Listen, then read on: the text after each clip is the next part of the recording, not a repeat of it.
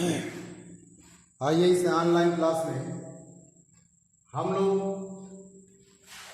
यह देखेंगे कि जो उत्तल लेंस है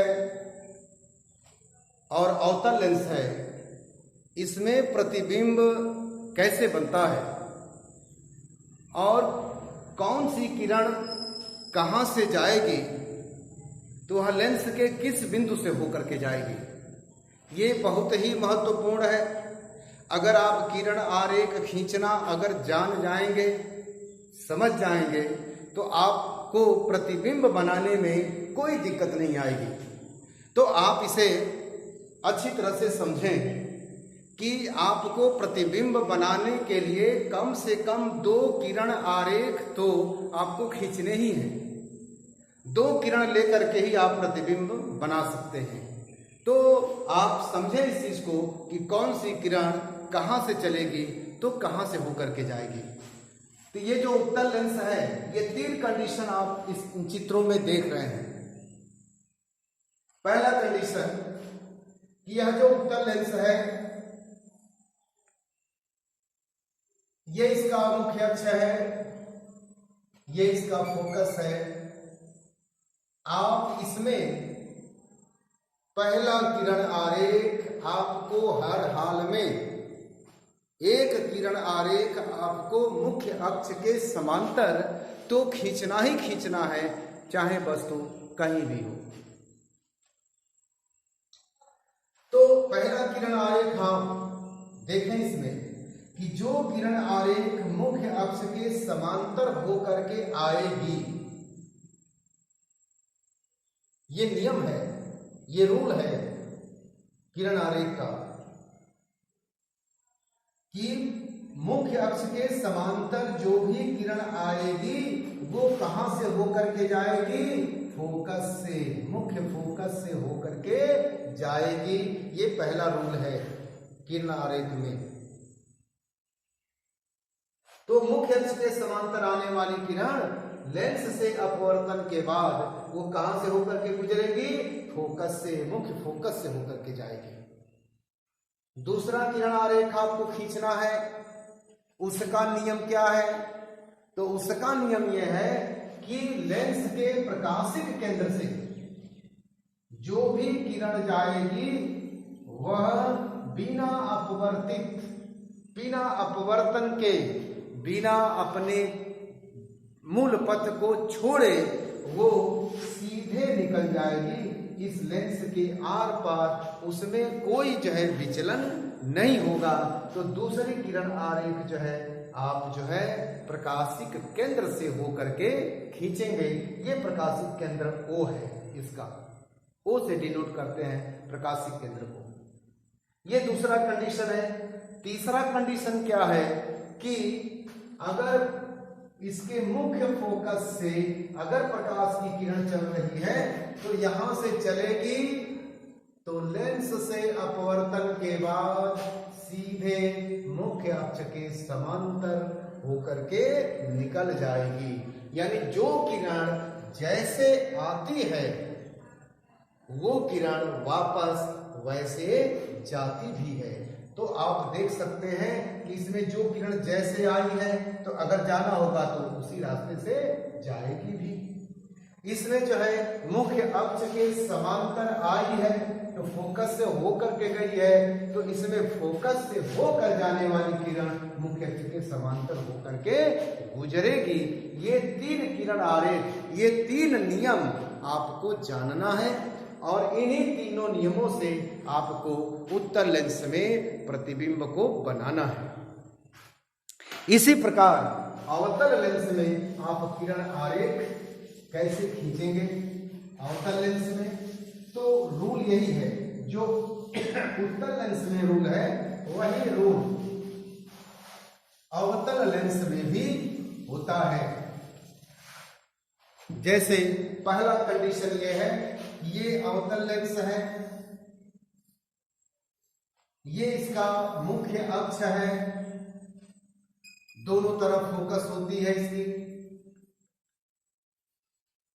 ये इसका प्रकाशिक केंद्र है, रूल क्या है? मुख्य अक्ष के समांतर आपको किरण खींचनी है।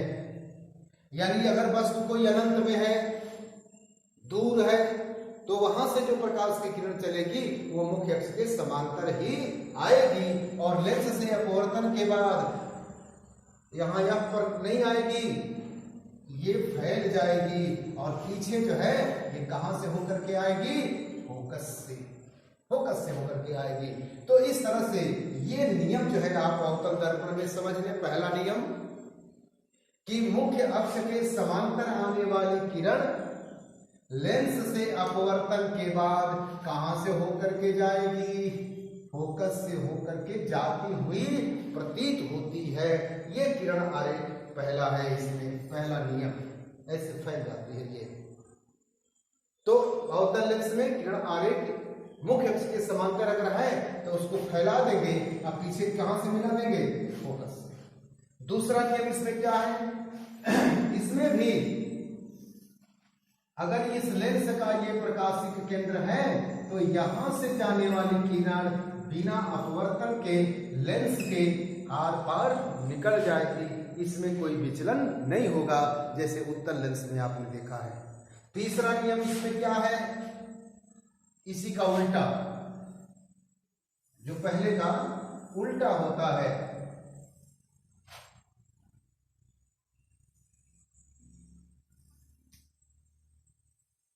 ये इसका फोकस है, ये दूसरा फोकस है। इसमें जो है किरण किधर आ रही है? फोकस की ओर आएगी। आप इधर से आपतित करेंगे किरण को, इधर से आपतित करेंगे, किधर? फोकस की ओर करेंगे। तो ये किरण लेंस से अपवर्तन के बाद, अब ये नहीं है कि फोकस पर जाएगी, लेंस से अपवर्तन के बाद मुख्य अक्ष के समांतर निकल जाएगी। तो ये तीसरा नियम है, इसका उल्टा। मुख्य अक्ष के समांतर आई तो कहां से होकर के निकल गई? फोकस से होकर के फैल गई, यानी ये अपसरित हो गई यहां। इसलिए अवतल लेंस को हम अपसारी लेंस भी कहते हैं, इसको अपसारी लेंस, क्योंकि ये किरणों को क्या करता है? ये फैला देता है। तो ये तीन नियम जो है किरण आरेख के हैं और इन तीनों नियमों से आप जो है इमेज बनाएंगे। तो जैसे अवतल लेंस में इमेज जो बनता है वो कैसे बनता है, उत्तल लेंस में जो इमेज बनता है वो कैसे बनता है, आप जो है बारी बारी से इनको आप समझेंगे। तो पहले हम अवतल लेंस में बता रहे हैं कि अवतल लेंस में किरण आरेख कैसे खींचा गया, प्रतिबिंब कैसे बनता है। अवतल लेंस में प्रतिबिंब का बनना।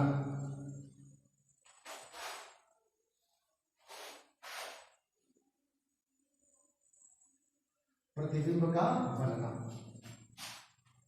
तो पहला कंडीशन कि वस्तु जो है अनंत पर हो। वस्तु जो है, वस्तु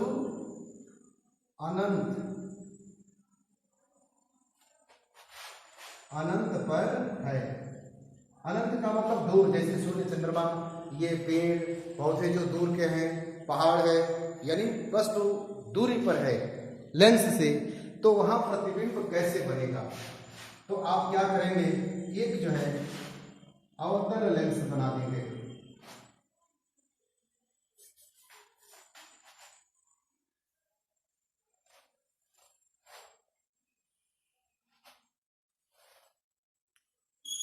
ये अवतल लेंस है, ये इसका मुख्य अक्ष है। इसमें दो फोकस, मुख्य फोकस होता है F2, और यह जो F2 है, यह जो फोकस दूरी है, अब उसकी दुगुनी दूरी हम लिख लेते हैं, यानी इसको हम लिख देते हैं 2F2।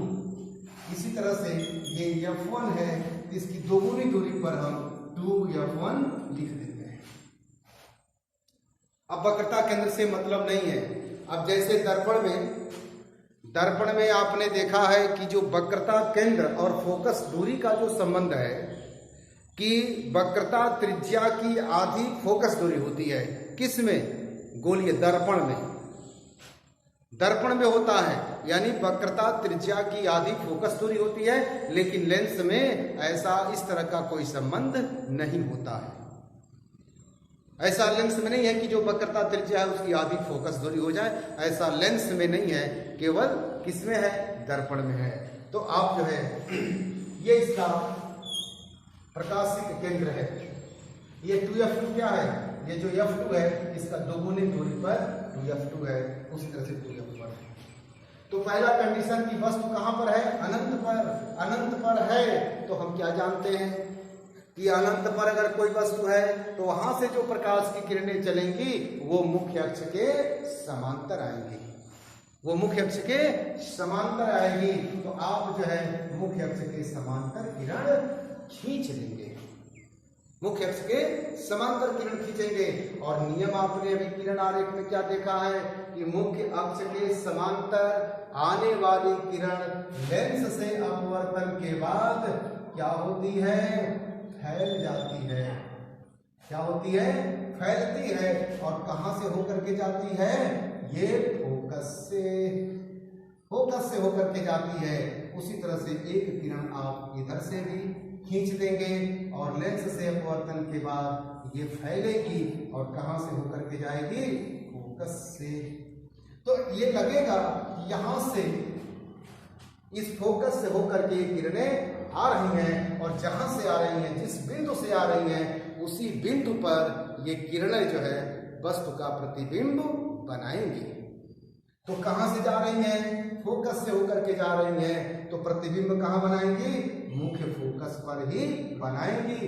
इसमें देख रहे हैं कि ऊपर वाली किरण ऊपर जा रही है, नीचे वाली किरण नीचे जा रही है, इसलिए जो प्रतिबिंब बनेगा वो सीधा बनेगा, छोटा बनेगा, वस्तु के सापेक्ष बहुत छोटा बनेगा, अनंत बिंदुदार बनेगा।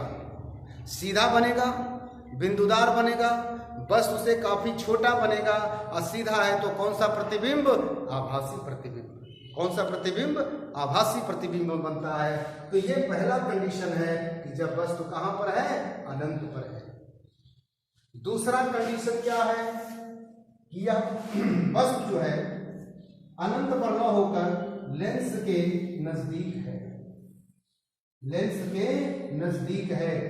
तो अगर लेंस के नजदीक है तो आप जो है ये इसका बिंदु जो है आप खींच लेंगे। ये इसका प्रकाशिक केंद्र है, ये F1 है और ये 2F1 है। तो ये वस्तु जो है इसके नजदीक है, नजदीक है। तो हमने आपसे ये कहा है कि जब भी प्रतिबिंब बनाइए तो वस्तु से अगर कोई किरण चल रही है तो एक किरण आरेख आपको मुख्य अक्ष के समांतर तो खींचना ही खींचना है। तो पहला किरण आरेख आप कहां से खींचेंगे? मुख्य अक्ष के समांतर। मुख्य अक्ष के समांतर खींचिए और इसको कहां से लेकर के जाइए? फोकस से। कहां से लेकर के जाइए? फोकस से लेकर के ऐसे फैला दीजिए, फोकस से फैला दीजिए। ये इसका नियम है कि मुख्य अक्ष के समांतर ले जाइए और इसको कहां से फैला दीजिए? इसे फोकस से फैला दीजिए। ये फोकस से जा रही है। और दूसरी किरण आ रही है, आपको कहां से खींचना है? लेंस के प्रकाशिक केंद्र से। तो याद रखें, आप याद रखें कि पहला किरण आरेख आपको कहां से खींचना है? मुख्य अक्ष के समांतर खींचनी है और ये मुख्य फोकस से फैलती हुई जाएगी। और दूसरी किरण आरेख आपको कहां से खींचना है? प्रकाशिक केंद्र से खींचना है। कब? कि जब वस्तु जो है लेंस के नजदीक हो।